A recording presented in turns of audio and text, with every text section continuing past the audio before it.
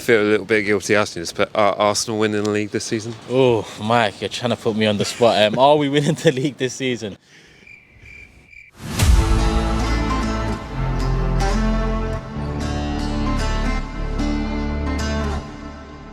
Alright, hello and welcome to the MatchDayVlogs YouTube channel. As always, please remember to smash that like button, hit subscribe, because it really does make a difference to the channel. I'm very pleased to be joined by Turkish from AFTV. Turkish, how you doing? I'm good. Could be better. The last couple of results haven't gone our way, but yeah, we're still top of the league, so I can't complain.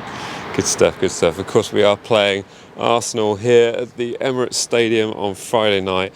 I just wanted to grab Turkish here to talk about some of the recent results. I mean, you're coming off 2 draws that effectively have you dropping points, and at the top of the table must have you feeling a little bit nervous when the fixtures coming up. I think nervous is putting it lightly. Listen, we're coming up against a juggernaut, Manchester City. They've been the best team in the Premier League over the last 5-6 years. You know, a great Liverpool side have found it tough to, wrangle a Premier League title off them. They managed one.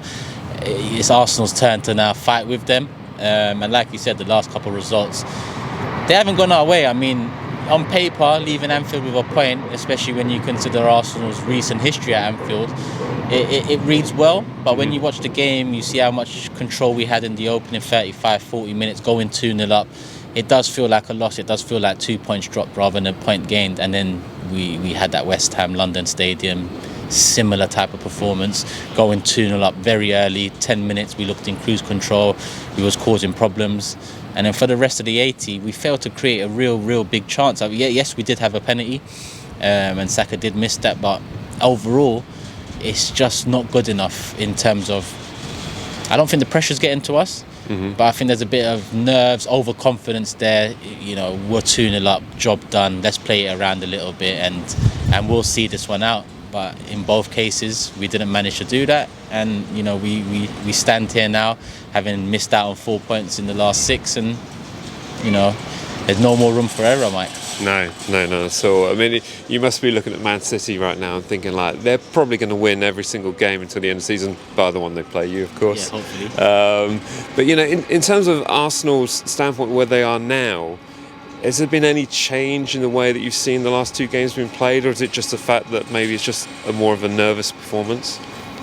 Has there been any change? Any injuries that have caused injury-wise, Saliba's a massive loss. Right. I mean, building from the back, which is something, modern-day football entails and Mikel Arteta needs, it's heavily affected by not having Saliba there.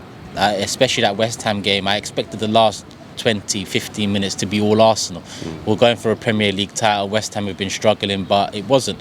In fact, West Ham probably looked like the side that could potentially nick it. We didn't really create anything. We were struggling to be fluid in our transition. So there is definitely nerves there, and I'm not happy with the way we've let 2-goal leads slip. But as mentioned before, I don't think it's the pressure getting to us. I just feel like with Manchester City hot on our heels, this being a young team, looking over our shoulders at what Man City fans call a big blue shark circling the waters, it's something they have to get their heads around. It's something they have to see past. Like I said, there's no room for error now. It's not over. I won't say it's far from over, because Etihad is just round the corner, and I'm not looking past the Southampton game, because we need 3 points. If we don't beat you guys here on Friday night, then I will concede the league. I think it is Manchester City's, because, Mike, I mean, when you look at it now, we're 4 points above. They've got a game in hand, and the draw at the Etihad will keep us top. But if we drop any more points outside of that Etihad fixture, then it doesn't look good when you look at the way Man City are playing, brushing aside anyone from Leicester to Bayern Munich. They're on top form right now. Yeah, no, and just looking at Southampton, I mean, it must be a bit of a mystery looking in to see what's going on. We're on our 3rd manager of the season, but what have you made of Southampton's season so far? Besides the obvious of us being rock bottom. I did expect this over the last couple of years. I have predicted Southampton to finish in the bottom 3 over the last couple of years, and that's not because it's something I want. I actually like Southampton. I like the way you've been run, not just well, recently it hasn't worked out, but over the years you tend to bring in young talent, you sell well. You mentioned Van Dijk in the box-to-box we did for AFTV. I mentioned Theo Walcott and Gareth Bale being 2 other key figures that have come in young and left the club for good money. I just think the transfer windows is what has let Southampton down, and now it's at a point where chopping and changing managers, a bit of a panic mode, hasn't boded well, and you currently sit bottom of the table. It does look bleak, but one saving grace is that there is many teams that are in and around that relegation battle. So, you know, a couple wins after this one at Emirates, because I don't want you winning this one, and it could all look very different. Yeah, it's the crazy thing. I mean, the fact that we're only 4 points adrift of safety is just madness to see how the season's gone for us.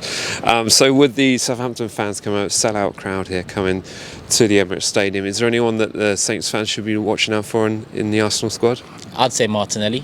I think he's the one on top form right now. I'd say he's been our biggest goal threat all year. Yes, a lot of people will say Saka, Odegaard, Jesus, and I'd agree with them too, because they're all top players who've done their thing and been part of why we are top of the league. But Martinelli seems to have that hunger to be on the end of things, that hunger to get a goal, to, you know, get it in the box. And, you know, since that blip we had, since Man City pipped us at the top of the league when they beat us at the Emirates, Martinelli was rotated for one game. I don't like using the word dropped. I'd say rotated for one game. He comes off the bench, scores, and he hasn't looked back since. I think since that he's had about 7 goals and a few assists. So he's on top form, and I'd say Martinelli's the one to look out for if I was you. Oh, there we go. And one big final question. I feel a little bit guilty asking this, but are Arsenal winning the league this season? Oh, Mike, you're trying to put me on the spot. Are we winning the league this season?